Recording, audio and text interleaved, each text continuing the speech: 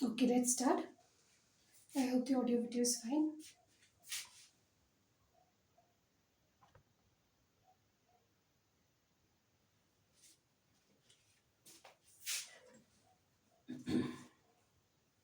Okay.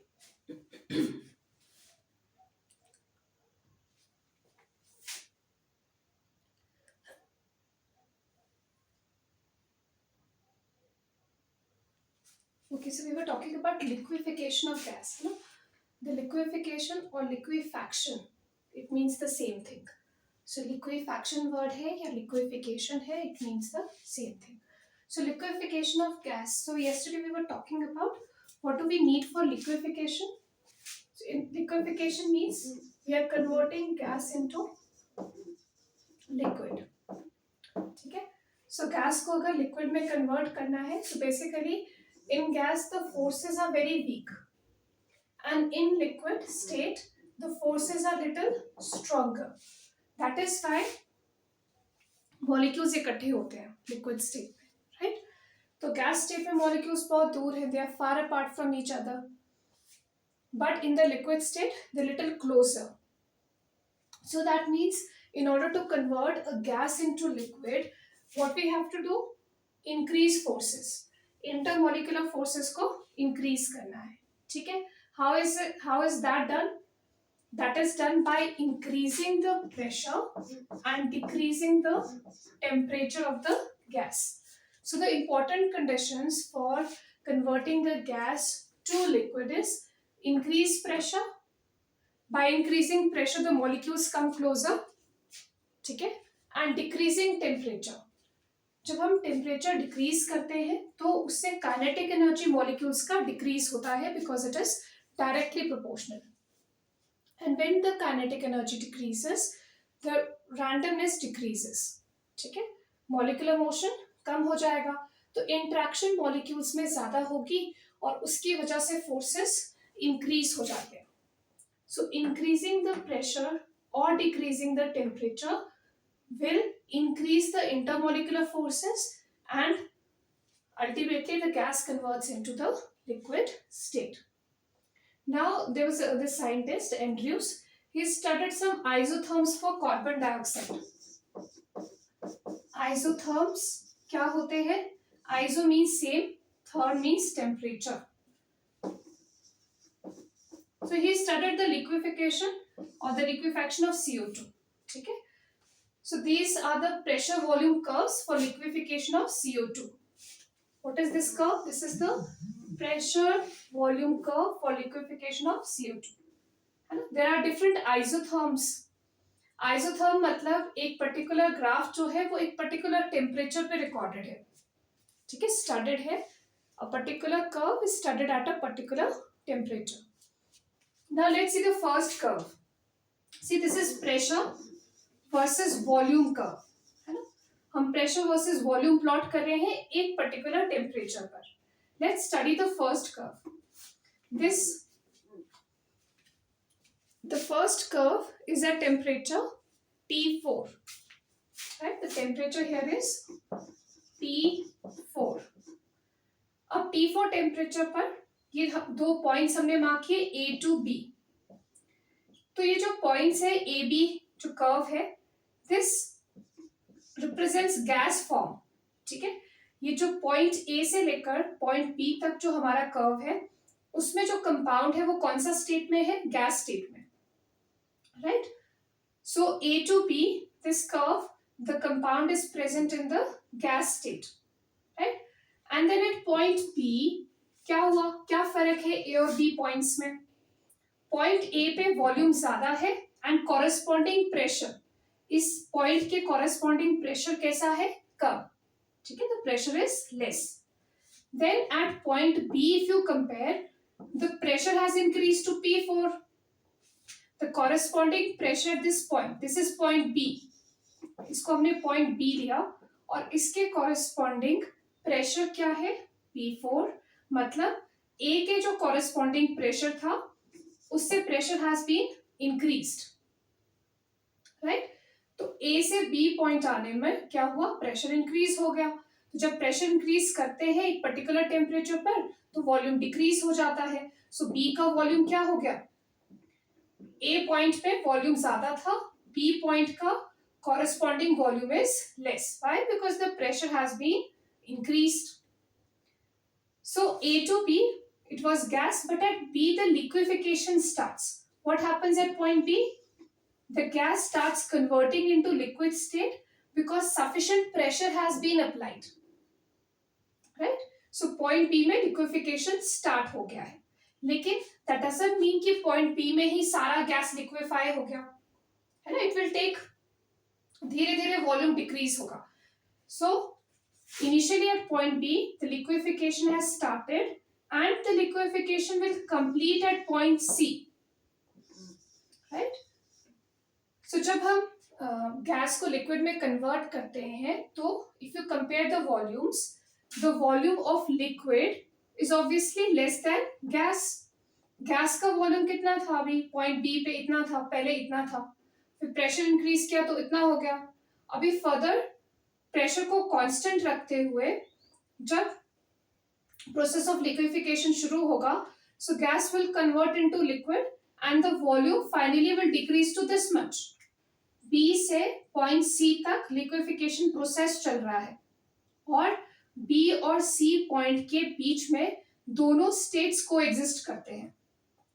We have gas also, liquid also. From point B to C, both coexist. They are in equilibrium. Ultimately, at point C, the entire gas converts into liquid. और जब पूरा gas liquid में convert हो जाएगा तो volume क्या हो जाएगा, sufficiently decrease, है ना. So at point C, the volume of liquid has decreased a lot because obviously liquid occupies less volume as compared to gas.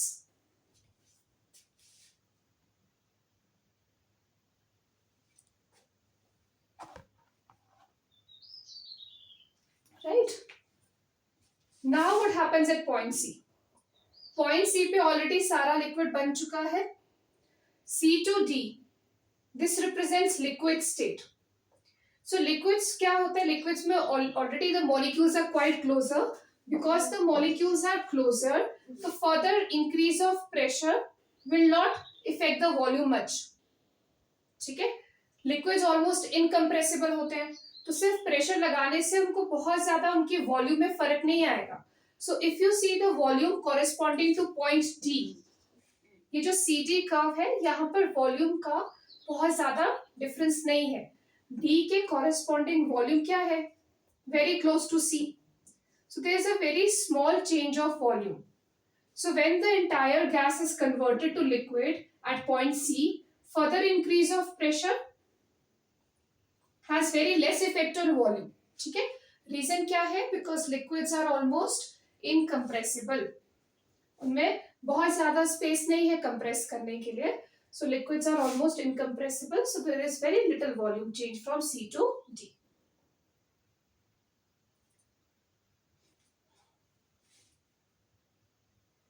Right. Okay, now let's see at a higher temperature. Now we have taken these temperatures. What are the temperatures? T1, T2, T3, T4. And we have assumed that T1 is greater than T2 and then T3 and T4 subsequently. ठीक है. तो T1 higher temperature. अब हम क्या कर रहे हैं, T4 से एक higher temperature पे curve को study कर रहे हैं. So now we are studying the curve at temperature T3. ठीक है. हमने एक higher temperature T3 लिया, उस पे हम इसी गैस को स्टडी कर रहे हैं. तो almost the same things at point E and point F. क्या डिफरेंस है प्रेशर का, पॉइंट ई पे corresponding pressure is less, point F पे corresponding pressure is more. E to F क्या है हमारे पास, compound is in gas state. हमने प्रेशर इंक्रीज किया तो E to F pressure increase होने से वॉल्यूम डिक्रीज होगा, but it is still in the gas form. At point F, the gas starts converting into liquid, meaning the process of liquefaction will start at this point F, right? And it will continue over this entire line. So point F में शुरू हो गया, फिर थोड़ा सा gas convert हुआ liquid में, convert होता जा रहा है, फिर धीरे धीरे प्रोसेस होता जाएगा और F2G दोनों स्टेट्स को एग्जिस्ट करेंगी gas plus liquid. Point G पर the entire gas converts into liquid, मतलब F पे लिक्विफिकेशन स्टार्ट हुआ और G पे liquefaction is complete. At point G the entire gas will convert into liquid state, और further pressure increase करने से liquid पे कोई ज्यादा फर्क नहीं पड़ेगा। So G2H we have liquid state and there is very small change of volume from G2H। ठीक है, G के कॉरेस्पॉन्डिंग वॉल्यूम और H का कॉरेस्पॉन्डिंग वॉल्यूम अगर देखें तो बहुत कम डिफरेंस है। Reason being the same, because liquids are very less compressible. Then further again the same thing, हम हायर टेम्परेचर T2 पे गए। अब क्या हो रहा है, धीरे धीरे जो हॉरिजॉन्टल लाइन है, see this horizontal line kind of acts as a boundary. इस तरफ गैस स्टेट है, उस तरफ लिक्विड स्टेट है, बीच में ये जो गैस और लिक्विड का इक्विलिब्रियम है, ये एक तरह से बाउंड्री का काम करता है, ये दोनों फेसेस को अलग रखता है। ठीक है, so this horizontal line kind of acts as a boundary between the gas and the liquid state. अब ये जो बाउंड्री है ये कम कम होता जा रहा है, जैसे जैसे हम टेम्परेचर्स को इंक्रीज करें, दिस हॉरिजॉन्टल लाइन और this boundary is decreasing and it is reduced to a point, it is reduced to a point O at temperature T2। ठीक है, तो इस तरफ गैस स्टेट है। अब यहाँ पर क्या है, जो पॉइंट, ये जो horizontal line, it is reduced to a point and at this temperature there will be some liquefaction. ठीक है, थोड़ा बहुत लिक्विड बनेगा, और इस टेम्परेचर के ऊपर T1 is still higher to T2, there will be no liquefaction. ठीक है, so for CO2 the temperature at which the last drop of liquid is formed, तो उसको बोलते हैं critical temperature and we represent it by Tc. So at this temperature T2 there will be some liquefaction, और उसके ऊपर higher temperature पे further कोई liquefaction नहीं होगा।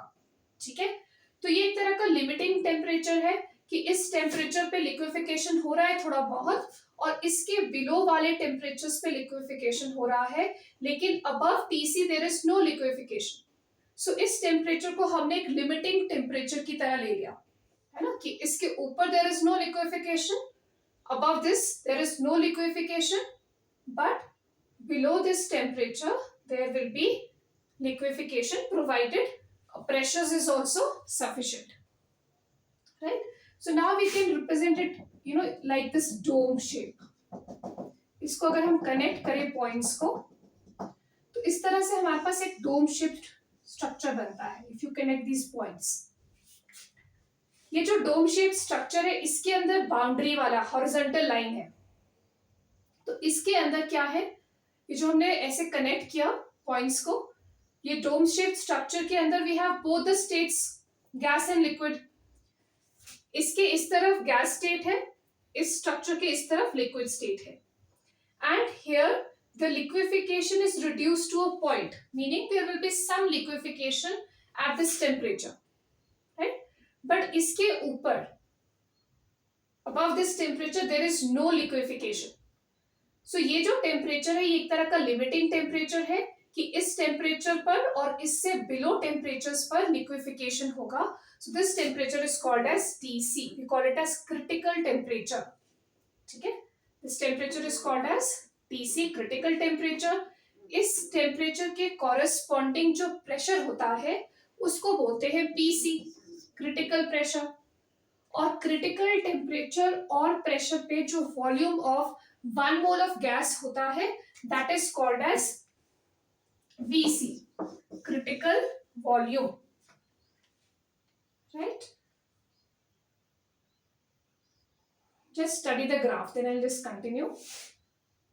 So now see, Pc corresponds to, see ऊपर को प्रेशर इंक्रीज हो रहा है तो Pc हायर प्रेशर है as compared to pressure at this point P3, pressure corresponding to T4 is P4। ठीक है, जब टेम्परेचर T4 था तो उसके corresponding pressure was P4, temperature T3 के कॉरेस्पॉन्डिंग प्रेशर P3 है, और टेम्परेचर जब Tc के बराबर है तो कॉरेस्पॉन्डिंग प्रेशर हमने Pc ले लिया, and Pc is greater than P3, it is greater than P4. So these are the orders of pressure and temperature. Pc is greater than P3, it is greater than P4, and temperature T1, T2, T3, T4. ठीक है. अब critical temperature पर क्या है, gas और liquid में बहुत ज्यादा फर्क नहीं है, बिकॉज जो बाउंड्री है that has been reduced to a point, so there is very less difference between the two. You know when there is no boundary तो दोनों तो आपस में मिक्स हो जाएंगे, and the pressures are very high. So at such high pressures, the gas है ना, high temperature है, हाई प्रेशर है, तो गैस की जो प्रॉपर्टीज होगी वो बहुत ज्यादा लिक्विड से रिजेंबल करती है. ठीक है. So at critical point the density of liquid is approximately equal to density of vapour. ठीक है. At critical point the density of liquid, इन दोनों में बहुत कम डिफरेंस रह जाता है. गैस स्टेट और लिक्विड स्टेट में the difference is very less at this critical temperature. So density of liquid becomes equal to density of vapor, meaning both are almost interconvertible at critical point.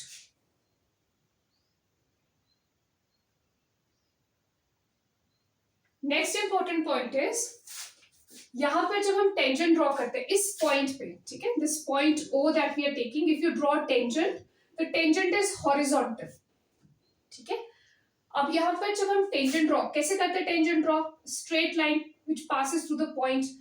So because at this point the tangent is horizontal, तो अगर हमने slope find करना है, tan theta find करना है, तो क्या होगा, वो जीरो आ जाएगा, है ना, क्योंकि टेंजेंट हॉरिजॉन्टल है. तो स्लोप ऑफ कर्व, जो हमारा कर्व है, अगर उसका स्लोप फाइंड करना है तो वो कैसा आ जाएगा. टेंजेंट कैसे फाइंड करते हैं, how do you find tangent of a particular angle?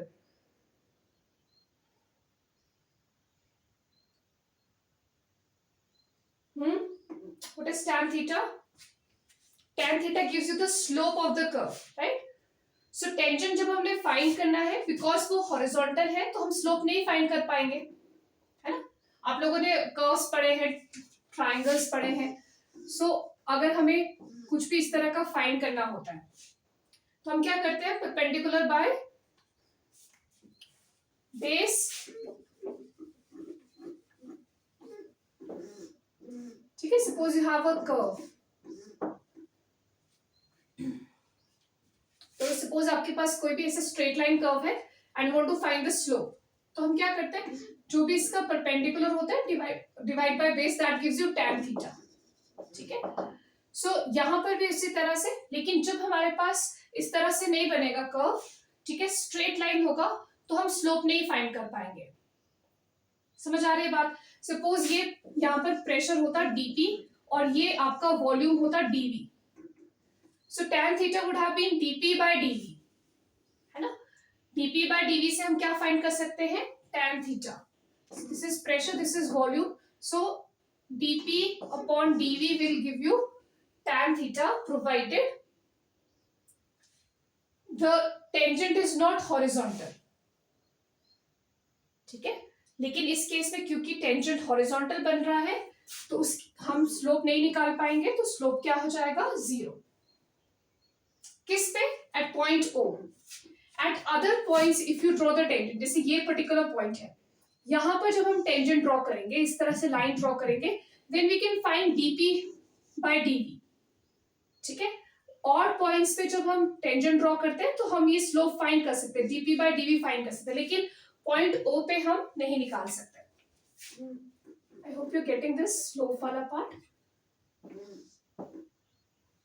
So in order to find the slope we have to draw the tangent to the curve. ठीक है. और फिर tan थीटा से हम the ratio of pressure to volume dP by dV निकाल सकते हैं. So just go through till here, then I'll continue further.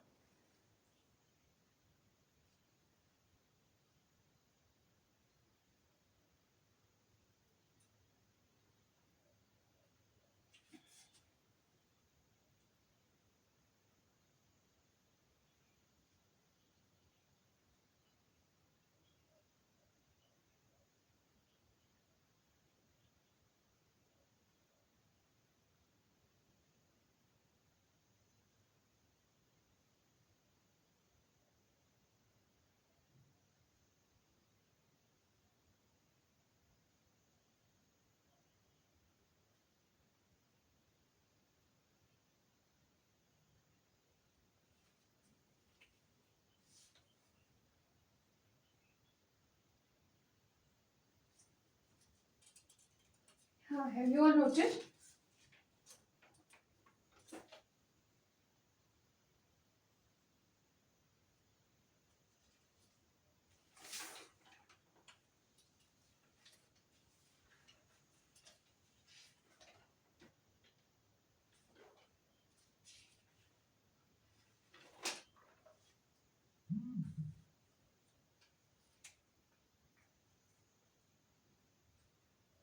Okay, now let's write down few definitions.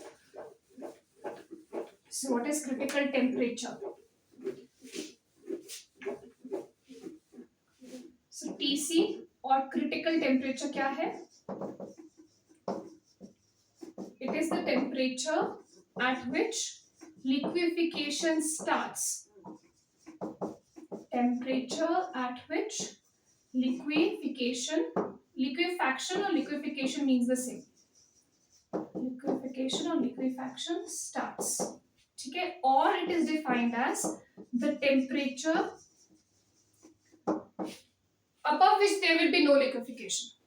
ठीक है, so temperature जिसके above कोई liquefaction नहीं होता, below liquefaction होता है. ठीक है, the temperature above which there is no liquefaction,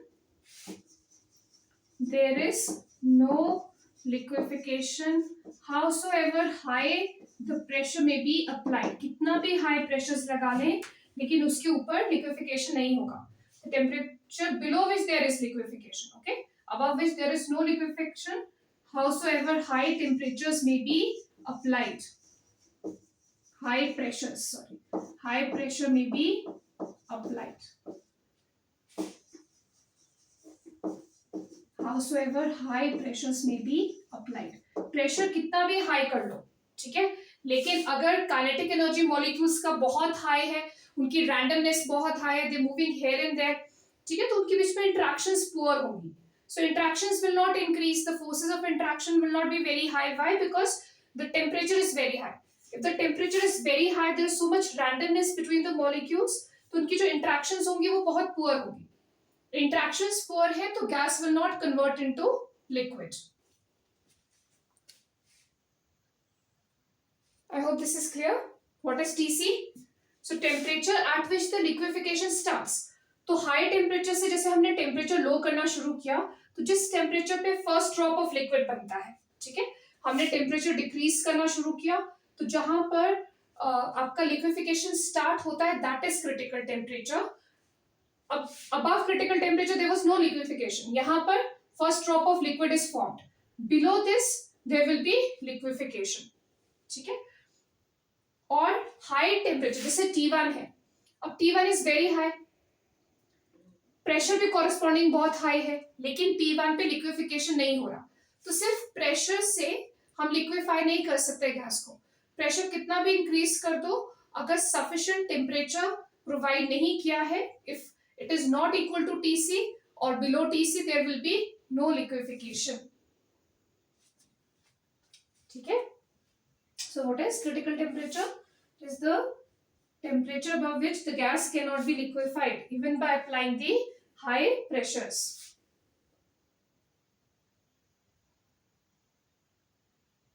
ठीक है, तो few drops of liquid are formed at TC. TC पे liquid बनना शुरू हो जाएगा, है ना, पूरा कन्वर्ट नहीं होगा. Gas will not convert into liquid because temperature alone will not decide. तो प्रेशर भी चाहिए लेकिन लिक्विफिकेशन स्टार्ट हो जाएगा. Few gas molecules will start converting into liquid, like few drops of liquid will be formed at TC.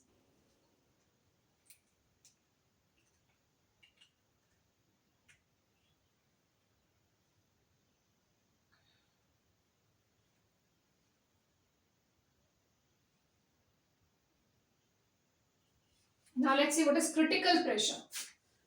TC is the critical temperature. Corresponding to critical temperature, the pressure that we apply is called as critical pressure. So next is PC. PC is called as critical pressure. So it is, what is PC? It is the minimum pressure required, minimum pressure required to liquefy a gas minimum pressure required to liquefy a gas at critical temperature. ठीक है, TC तो चाहिए ना, because बिना TC के तो liquefaction शुरू नहीं होगा. सो टीसी पे क्रिटिकल टेम्परेचर पे लिक्विफिकेशन शुरू हो गया. ठीक है, लेकिन अकेले नहीं होगा, we have to apply some pressure. So the minimum pressure that is required to liquefy a gas at critical temperature, that is your critical pressure.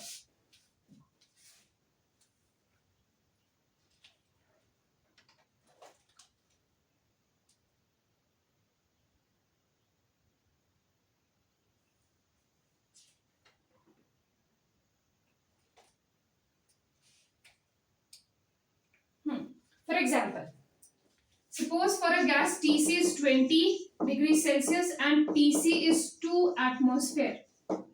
ठीक है, let's take an example. Suppose for a gas critical temperature is 20 and pressure is 2 atmosphere.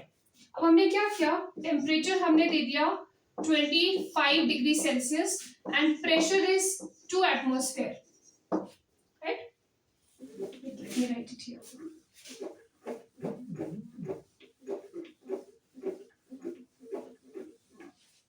So for a gas, we are assuming the critical temperature to be 20 degrees Celsius and critical pressure to be 2 atmosphere. अब हमने क्या किया, हमने gas को temperature जो हमने provide किया that is 25 degree Celsius and pressure हमने जो दिया, the gas is kept at 2 atmospheric pressure. Will there be any liquefaction? बताओ. Temperature is 25 and pressure of the gas is 2 atmosphere. Will there be any liquefaction? Yes, Samira. Answer this.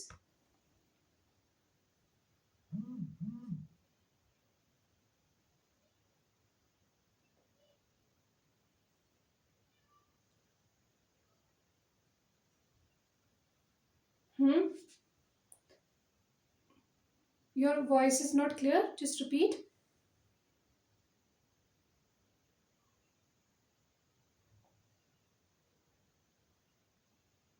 Not able to hear you. Yes, Ayush, you answer.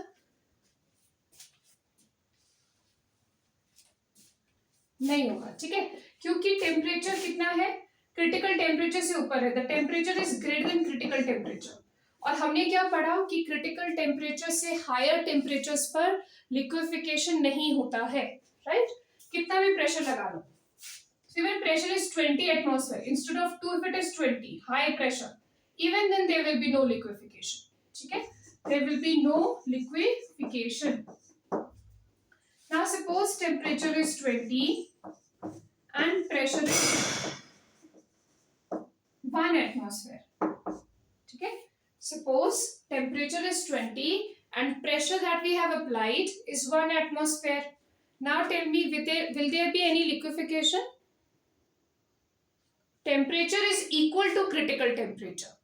Temperature is 20 और pressure कितना है 1 atm. Will there be any liquefaction? Yes, you can unmute and answer.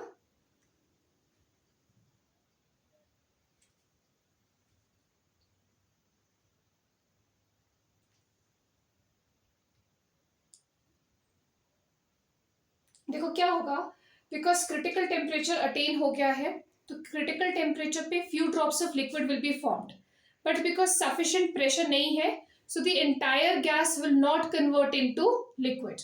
ठीक है, so the temperature is like sufficient but the pressure applied is not sufficient. So what will happen at TC, few drops of the gas will few drops of liquid will be formed, but the entire gas will not convert into liquid because sufficient pressures have not been applied. समझ आ गया? ठीक है, so liquefaction will start but complete नहीं होगा, है ना? So liquefaction is not complete. अब case 3, temperature हमने 20 ले लिया. Temperature is 20 degree Celsius and pressure is 2 atmosphere. just the conditions what are required. Minimum pressure which is required to liquefy the gas, we've taken it is as 2 atmosphere, temperature also 20. Now both the conditions are satisfied. Temperature भी sufficient है, मतलब TC है, और pressure भी minimum pressure जो चाहिए conversion के लिए वो भी दिया है, ठीक है. तो लिक्विफिकेशन कंप्लीट होगा. In the previous case liquefaction must have started, few drops बन गए होंगे लेकिन कंप्लीट नहीं होगा process. Now in this case the liquefaction is done, it is complete. ठीक है, the liquefaction will be complete. Temperature 20 है या maybe lower and pressure is higher like 10 atmosphere. तो मिनिमम से ज्यादा प्रेशर है तो there is no problem. Minimum pressure हमें जो देना है वो 2 एटमॉस्फेयर देना है for complete liquefaction. So if you are providing a pressure higher than the minimum required, ठीक है, रिक्वायरमेंट कितना है 2, बट हम कितना प्रोवाइड कर रहे हैं, more than 2. So even in this case, liquefaction will be complete. ठीक है, pressures can be higher than the minimum pressure, but temperature कैसा होना चाहिए, lower than TC. So temperature is equal to TC, pressures are higher. Again, the liquefaction will be complete.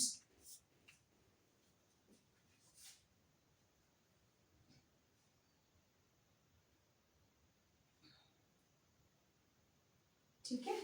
So I hope the TC and PC is clear. Then we have critical volume also is defined. So it is the volume of 1 mole of the gas corresponding to PC and TC. There is another term BC that is called as critical volume. Critical volume क्या है? It is the volume of, usually defined for 1 mole, volume of 1 mole of gas at critical pressure and critical temperature, है ना. corresponding to PC and VC, जो volume होगी 1 mole of gas की उसको हमने PC बोल दिया. तो क्रिटिकल कंडीशंस पर क्रिटिकल टेम्परेचर और प्रेशर जो है उसके कॉरेस्पॉन्डिंग जो भी वॉल्यूम है 1 मोल ऑफ गैस का, ठीक है, उसको हमने क्या कह दिया, critical volume. Now there is a derivation for the calculation of critical constants. ये जो critical constants है इनका relation होता है किसके साथ, van der Waal constants के साथ, है ना. तो there is a relation of these critical constants with van der Waal constant. So we will do the relations directly. The derivation is not required. So VC is equal to 3 times B. Now what is B here? I hope you remember van der Waals equation. B is the van der Waal constant जो effective size को measure करता है, right. What is B here, B is the van der वाल constant that measures the effective size. See like for example if I have ammonia and nitrogen, अच्छा wait let me write the other expressions then we can compare. ठीक है, PC is equal to a upon 27 b square. ठीक है, VC क्या है, critical volume that is equal to 3 times B. What is PC, critical pressure that is equal to A upon 27 B square.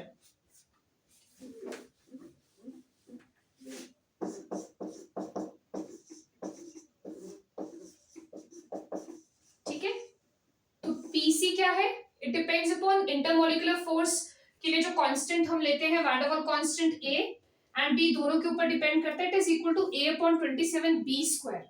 And TC is critical temperature, it is equal to 8A upon 27 RB. ये दोनों constants PC और TC A और B के ऊपर depend करते हैं और जो वॉल्यूम वाला है that depends only on B. ठीक है, AB क्या है यहाँ पर, वैन डर वाल constant. What is R, the gas constant. VC critical volume, critical pressure, critical temperature. So this is the relation of the critical constants with van der Waal constants.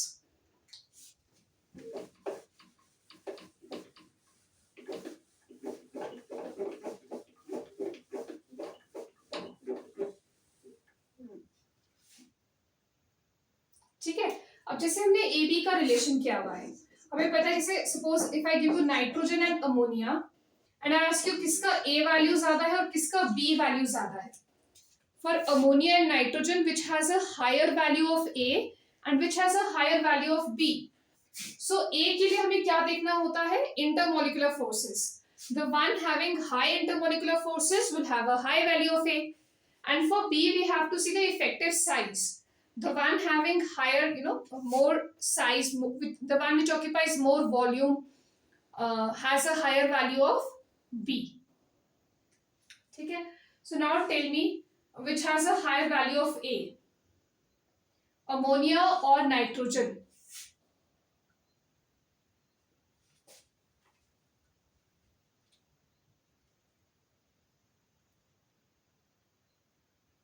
Ammonia. ठीक है, ammonia में क्या होता है, ammonia हमने discuss किया था, ammonia is a polar gas and nitrogen is a non polar molecule.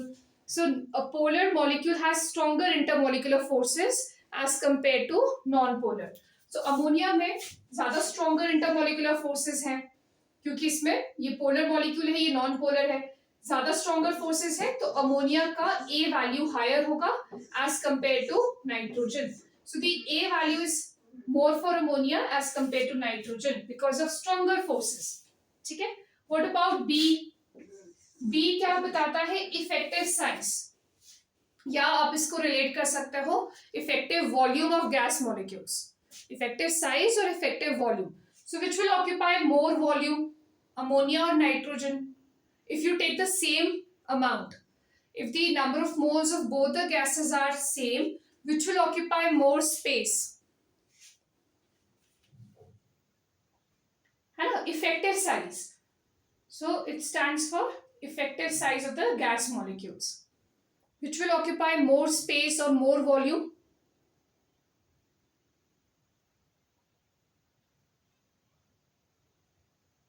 Yes, try it out. Ammonia ज्यादा स्पेस ऑक्यूपाई करेगा या नाइट्रोजन?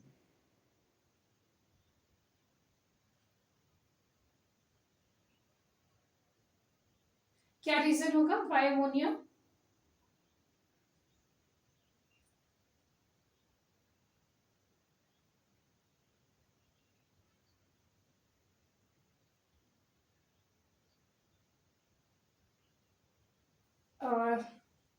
बॉन्ड मॉलिक्यूल पोलर है ना, लेकिन मॉलिक्यूल पोलर है, लेकिन क्या एक और इम्पोर्टेंट पॉइंट क्या है, अमोनिया और अमोनिया हमें ना actually effective size of molecules देखना होता है.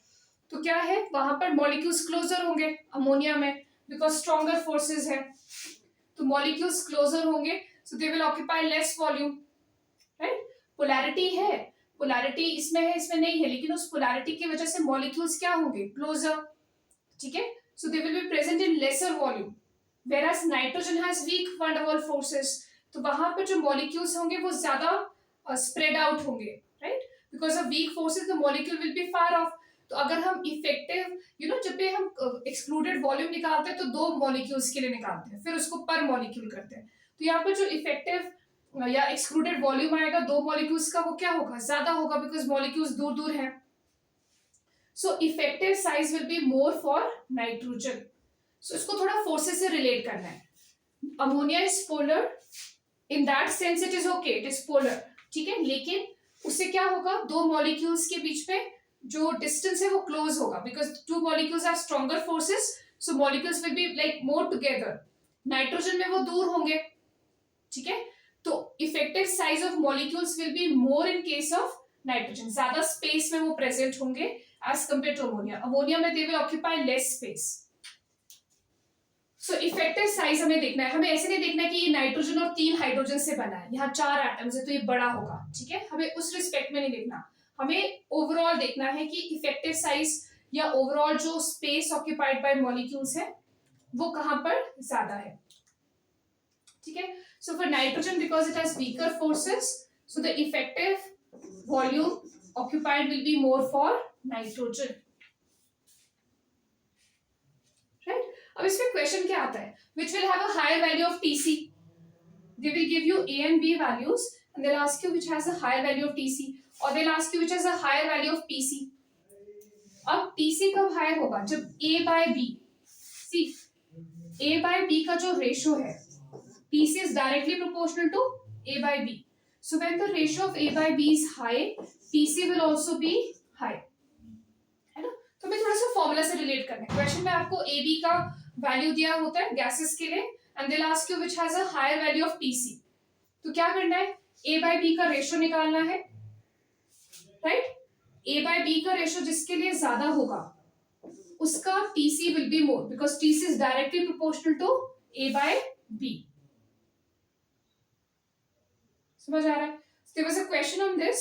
They had given AB values for gases and they had asked कि किसका TC high है. तो हमने सिर्फ A के बेसिस पे कंक्लूजन नहीं करना है. A फोर्सेस हमने डायरेक्टली नहीं देखना है कि इसमें फोर्सेस ज्यादा है, A वैल्यू ज्यादा है तो TC will be more. We have to see A by B because it depends upon B also. So the one having higher value of A by B will have a higher value of TC.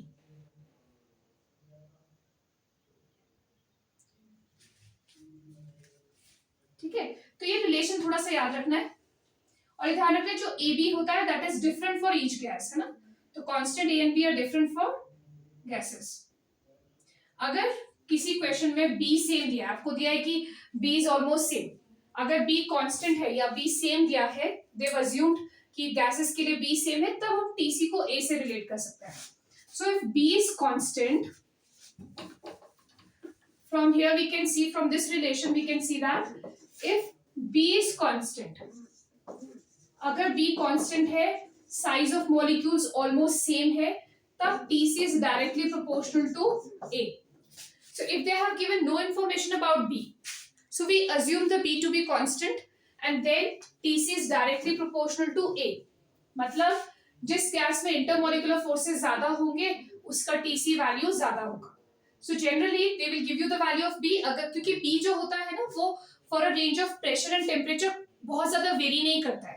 B की जो values होती है, क्योंकि जो effective size उसमें बहुत ज्यादा फर्क नहीं आता है, तो for a particular range of pressure and temperature the B values are almost constant.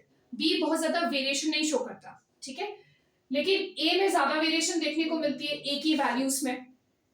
So B is almost assumed as constant for a range of T and T. So हम directly TC को A से relate कर सकते हैं, है ना. कहने का मतलब कि जिस गैस में स्ट्रॉन्गर इंटरमोलिकुलर फोर्सेस होंगे उसका A वैल्यू हाई होगा और जिसका A वैल्यू हाई होगा उसका corresponding critical temperature will be high. So यहाँ पर question can be, they can ask you which gas has a higher value of TC. They will give you only A values and they'll ask you which has a higher value of TC, critical temperature.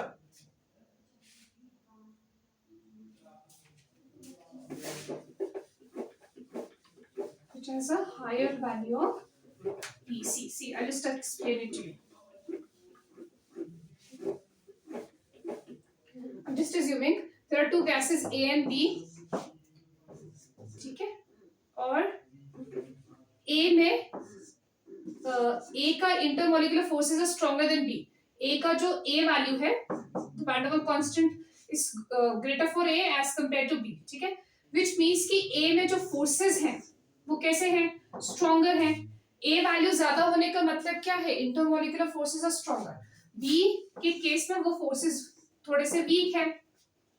अगर forces week होते हैं तो distance ज्यादा होता है. तो let's assume B के बीच में डिस्टेंस ज्यादा है और A का डिस्टेंस कम है.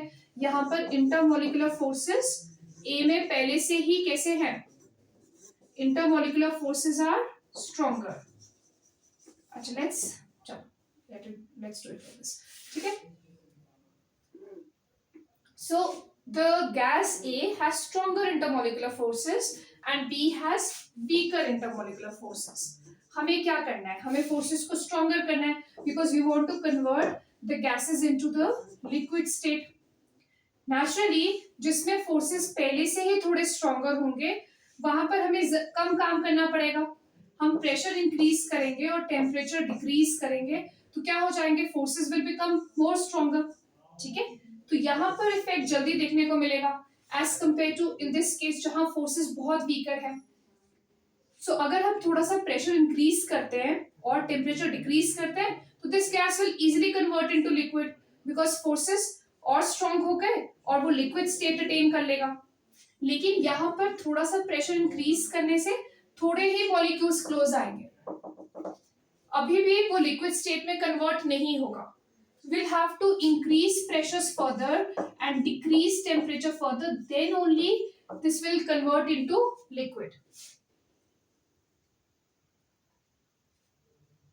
ठीक है?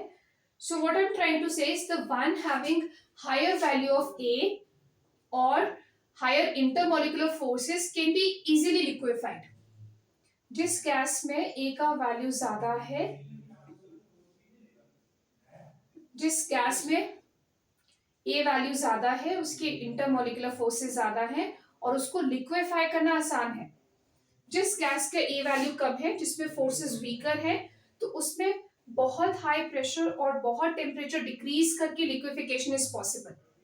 ठीक है, meaning the gas will not be liquefied easily. Getting it? Let's take another example to understand this.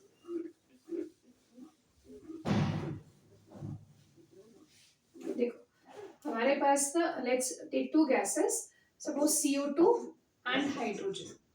ठीक है, अब क्या है, दोनों को हमने 500 केल्विन पे रखा, वहां से डिक्रीज करते गए। Now let's assume, okay let's take Celsius temperature 100 degree Celsius पे दोनों गैसेस को रखा है और टेम्परेचर डिक्रीज करते गए। टेम्परेचर क्यों डिक्रीज करना है? क्योंकि टेम्परेचर डिक्रीज करने से मॉलिक्यूल्स का काइनेटिक एनर्जी डिक्रीज होगा और उससे फिर क्या होता है, फोर्सेस ऑफ इंटरेक्शन स्ट्रॉन्गर होते हैं। ठीक है, तो हमने टेम्परेचर को डिक्रीज किया 50 डिग्रीज और प्रेशर भी इंक्रीज कर रहे हैं साइड बाय साइड। ठीक है, but there is no liquefaction because at 50, because अभी दोनों का जो TC है वो अटेन नहीं हुआ है ना। अब जब हम 31.1 डिग्री सेल्सियस के आसपास टेम्परेचर को डिक्रीज करते हैं तो CO2 starts liquefying. The liquefaction starts in case of CO2. अब CO2 में liquefaction start हो गया, right? तो हम क्या बोलेंगे, 31.1 is kind of TC for, this is the TC for CO2 because CO2 has started getting liquefied, right? But H2 तो नहीं हुआ क्योंकि हाइड्रोजन में भी sufficient फोर्सेस डेवलप नहीं हुए कि वो लिक्विड स्टेट में कन्वर्ट हो सके। अब हम क्या करेंगे, CO2 तो लिक्विफाई होना शुरू हो गया, राइट? जो भी सफिशिएंट प्रेशर्स हमने लगाए उसमें इट हैज स्टार्टेड लिक्विफाइंग, बट अभी हाइड्रोजन का नहीं स्टार्ट हुआ।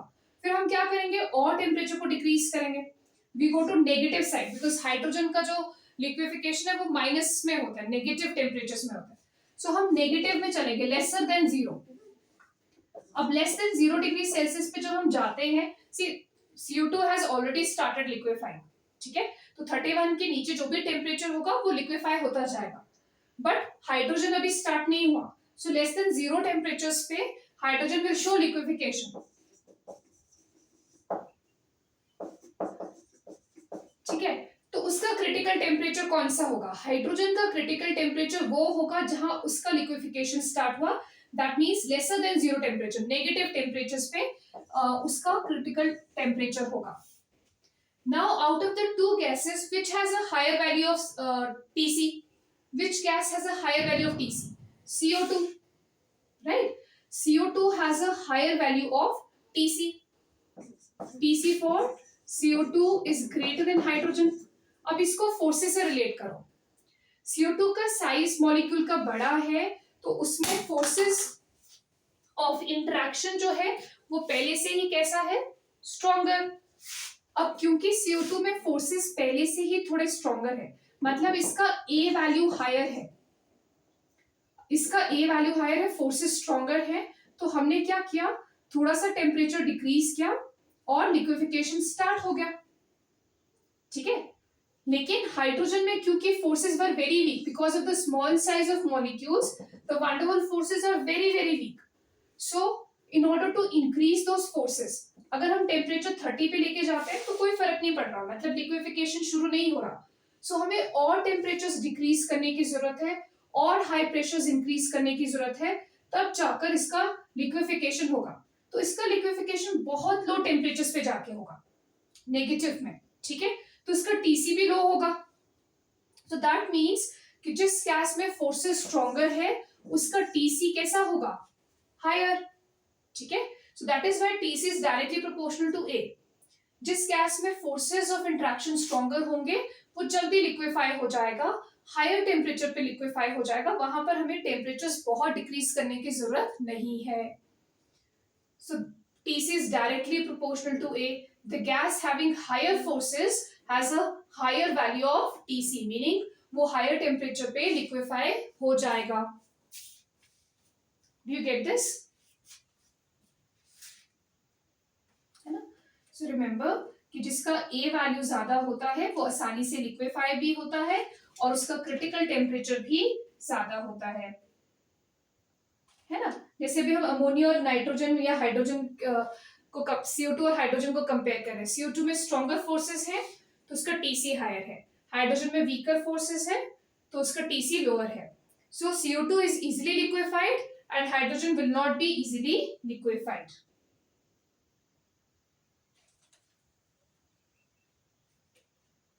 Okay, I hope this is clear. Another question asked from here is the value of Z at critical conditions. What will be the value of Z at critical conditions? What is the compressibility factor at critical conditions for 1 mole of the gas? For 1 mole of gas. I hope the question is clear. How do you define critical constant Z? Compressibility factor Z.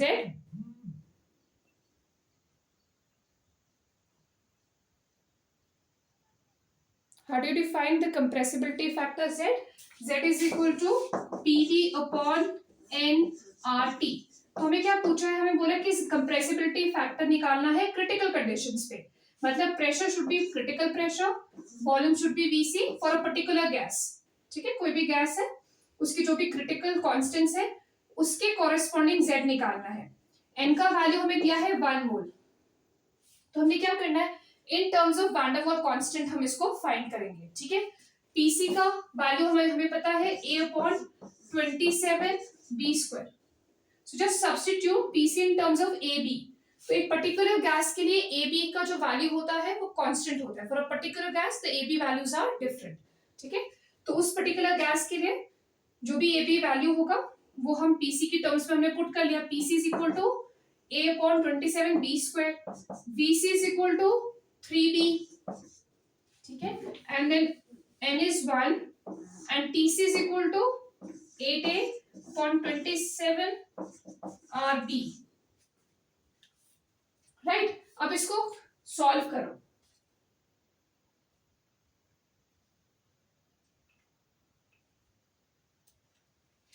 ठीक है, cancel out the common terms. AB for a particular gas is constant तो वो cancel हो जाएगा। ठीक है, यहां से AB कैंसिल हो गया। What else, 27 cancels out, B cancels out,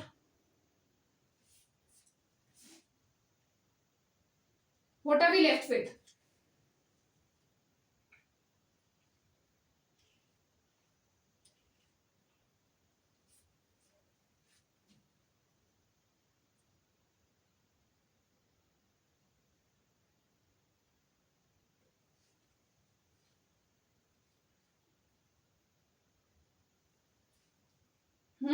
बताओ क्या रह गया हमारे पास, 3/8।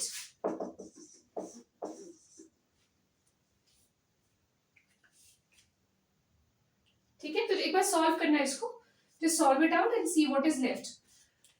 So see this R here and this R here, यहाँ पर एक R भी है, तो R भी है, R और R भी कैंसिल हो जाएंगे, so ultimately will be left with 3/8। so हमने PC पुट किया, VC TC और इंटू R भी है, तो ये R भी ध्यान रखना, N तो 1 मोल है। ठीक है, सो सब कुछ कैंसिल हो रहा है, we are just left with 3 and 8। so the ratio, the value of Z at critical conditions for 1 mole of a particular gas is 3/8। ठीक है, so irrespective of the nature of gas, gas कोई भी है क्योंकि A by B तो एक particular gas के लिए कांस्टेंट होगा, सो वो A by B सारे कांस्टेंट्स कैंसिल आउट हो रहे हैं, सो अल्टीमेटली Z का वैल्यू क्या रहेगा for 1 mole of any gas at critical conditions, the value of Z is 3/8. ठीक है, all the constants will cancel out.